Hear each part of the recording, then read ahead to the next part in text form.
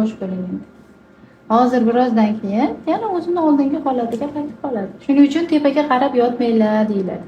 Mana ko'pchilik tepaga qarab yotavering deydi-yu, bolajonni o'zi qiynaladi-da. Sizniki juda boqib yig'amroq, tем более yo'ldoshingiz tepada, bu tipirchilaganini ham siz sezmay qolishingiz mumkin. Bolaga lekin diskomfort beradi. Siz bolani oladigan ozuqasi sizni katta tomirlaringizdan. Aynan shu katta tomirlarni bolani o'zini og'irligi bilan bosib qo'yadi.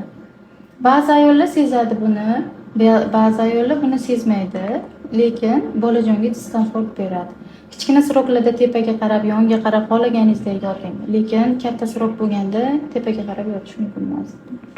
Hozir endi ko'ramiz. Уже sekilyapsiz.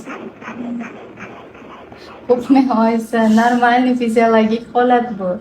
Prosta bolajon, men to tekshiraman degunimcha sal qiynalibdi tepaga qarab yotganingizga.